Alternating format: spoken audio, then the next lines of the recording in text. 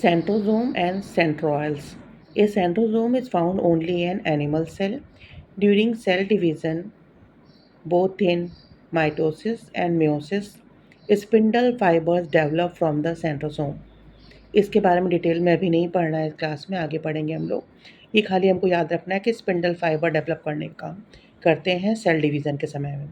The centrosome contains two centrioles which are short bundles of microfilaments arranged at right angles to each other। इसमें सेंट्रोल्स होते हैं, दो ऐसे bundle होते हैं राइट एंगल, एक ऐसे हो गया बंडल ये, और एक बंडल इस तरीके से होता है, दोनों 90 डिग्री बनाते हैं। तो the centrosome contains two centrioles which are short bundles of microfilaments arranged in right angles to each other. That is why they always appear in the shape. In the macroscopic view of cell, there are no centrosome and centrioles in plant cell. Plastids.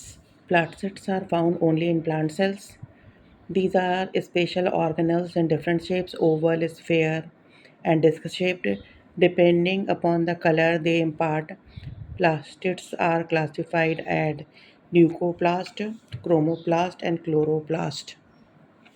सिर्फ plant cell में पाया जाता है, इनके अलग अलग shape होते हैं और ये कैसा कलर देते हैं उसके हिसाब से इनको तीन भाग में बांटा गया है, ल्यूकोप्लास्ट, क्रोमोप्लास्ट और क्लोरोप्लास्ट। ये है क्लोरोप्लास्ट। इधर ये सिर्फ प्लांट सेल में पाया जाएगा, ये क्लोरोप्लास्ट है। Leucoplast, leuco means white, are colourless pesticides. Plastids, they have no pigment, कोई कलर नहीं देते हैं। They store starch, cells of a potato have lots of leucoplast. ये सिर्फ कोई कलर नहीं होता, ये सिर्फ स्टार्च स्टोर करते हैं, जैसे कि आलू में होता है, पोटैटो में। Chromoplast, chromo means colour. These are various colored plastids, yellow, orange and red.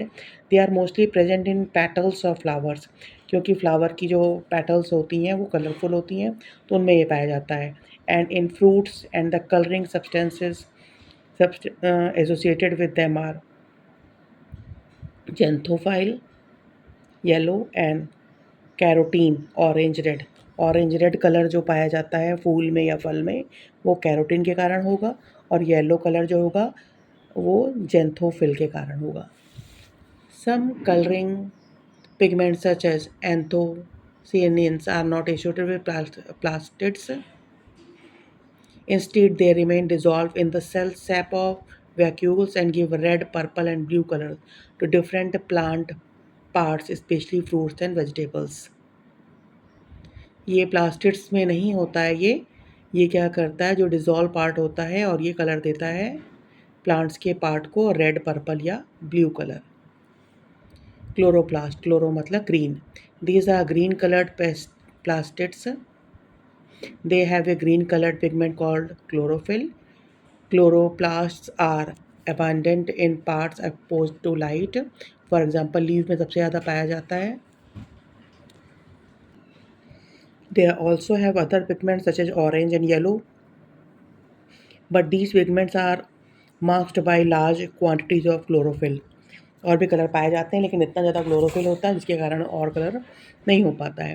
There function is to trap solar energy and absorb carbon dioxide for the manufacture of starch and sugar during photosynthesis. Chloroplasts contain DNA and have the capacity to divide.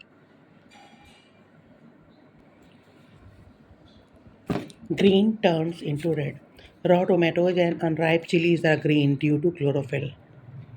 कच्चा जो टमाटर होता है और मिर्च होती है जो, वो क्लोरोफिल के कारण ग्रीन कलर की होती है। During ripening the chlorophyll degenerates and the masked red carotene takes over. पकने के बाद ये क्लोरोफिल की जगह पर क्रोटीन आ जाता है, कैरोटीन आ जाता है। कैरोटीन के कारण रेड कलर होता है। नॉन लिविंग सब्सटेंसेज और सेल्यूलोजेंस, ग्रेनुअल्स।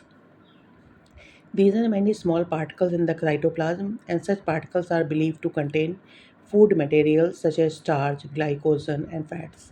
ग्रैनुअल छोटे छोटे जो हैं साइटोप्लाज्म के अंदर छोटे छोटे टुकड़े की तरह पड़े रहते हैं, जिसको माना जाता है कि फूड मटेरियल स्टोर किए रहता है।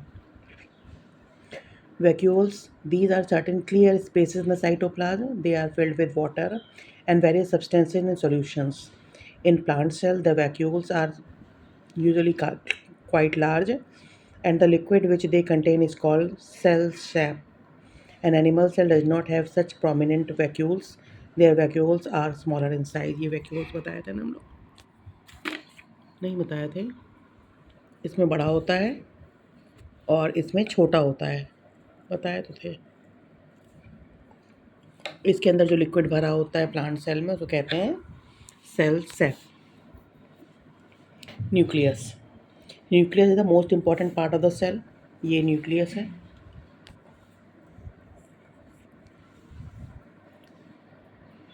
It regulates and coordinates various life processes of the cell. It plays an important part in cell division. It contains factors, genes which determine heredity. इसी के अंदर वो जीन्स पाए जाते हैं जिससे कि मम्मी पापा का जो गुण होता है बहुत सारा बच्चों में आता है, वो जीन्स पाए जाते हैं न्यूक्लियस के अंदर। Nucleus is a small spherical mass located somewhat in the centre of the cytoplasm. Cytoplasm के अंदर न्यूक्लियस होता है।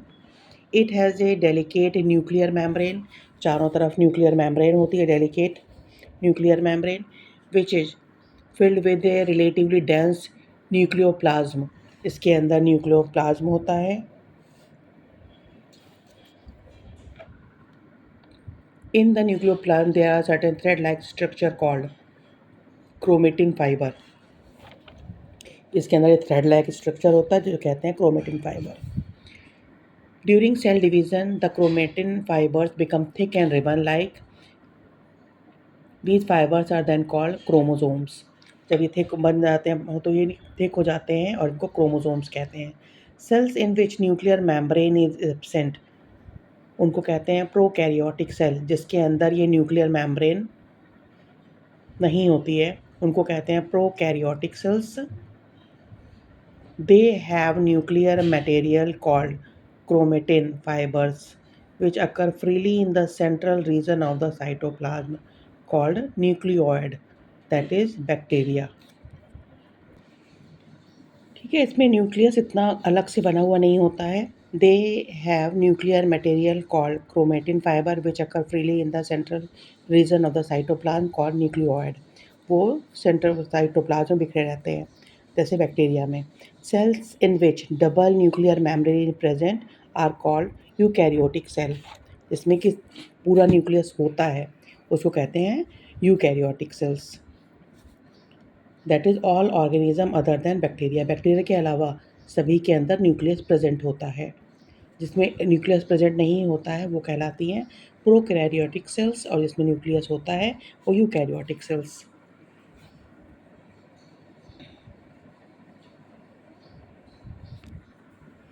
Each nucleus also has at least one nucleolus in it. Some cells may have more than one nucleolus. The number of nucleoli in a cell is fixed. The nucleolus participates in protein synthesis of ribosomes. प्रोटीन बनाने का काम करता है ribosome में। The number of chromosomes is defined in each species. Every human body cell has 46 chromosomes, यानी human body में 23 pairs होते हैं क्रोमोसोम के। Chromosomes numbers of some other common animals and plant are as follows. सब में निश्चित होते हैं, सबका यहाँ दिया हुआ है, ये देख लेंगे एक बार। The chromosomes carry the genetic characters from the parent to the offspring through the union of the egg of the female and the sperm of the male. Male और फीमेल के एग और स्पर्म से उनका जो genetic character होता है वो transfer करता है उनके बच्चों में। Chromosomes are made of chromatin which is composed of hereditary units called genes. Chromosome chromatin से बना होता है जिसमें हेरिडिटरी यूनिट जो होती हैं जीन्स होती हैं। Genes are made of complex chemical substances. DNA से बना होता है genes. It is the genes, not the number of chromosomes, that determine the characteristic of a species. Lion, tiger, and house cat all have 38 chromosomes, but they look different due to different genes located on their chromosomes. Number से define नहीं होता है कि वो कैसा होगा, सबका अलग अलग जीन्स होते हैं। You can revise your understanding about the various cell parts by going through table which summarizes the various parts of a cell, their main characteristics and chief functions. ये पूरा दिया हुआ है. DNA fingerprinting. Lots of regions in between genes are just non-functional. Such areas show tremendous variations from person to person and help in the identification of an individual by what is popularly known as DNA fingerprinting. Like the fingerprint, the DNA pattern help in ascertaining the identity of a person, and this technique can even testing the percentage of an individual's DNA से हम किसी को पहचान सकते हैं. The plant and animal cells. The basic structure is similar in all plant and animal cells. Both contain the plasma membrane, cytoplasm, nucleus, endoplasmic reticulum, Golgi apparatus, mitochondria, and ribosomes. However, there are some important differences between the two जो ये दिखाया गया है. Animal cell है, generalise plant cell है और यहाँ bacteria cell है. क्लोरोपास प्लास्ट और सेल वॉल खाली प्लांट सेल में होती है. सेंट्रियोल जो होते हैं वो एनिमल सेल में है. बाकी प्लाज्मा मेम्ब्रेन दोनों में है. रफ एंडोप्लाज्मिक रेटिकुलम दोनों में है. न्यूक्लियस है, साइटोप्लाज्म है, गोल्जी एपरेटस है, वैक्यूल है. एनिमल सेल में छोटा है और प्लांट सेल में बड़ा है. माइटोकॉन्ड्रिया है. डिफरेंस दिया हुआ है. सेल वॉल प्लांट सेल में सेल वॉल होती है, सेलुलोज की बनी होती है. एनिमल सेल में नहीं होती है. सेंट्रोजोम प्लांट सेल में नहीं होता है, सेंट्रोजोम होता है. ये पढ़ लेंगे क्या क्या है.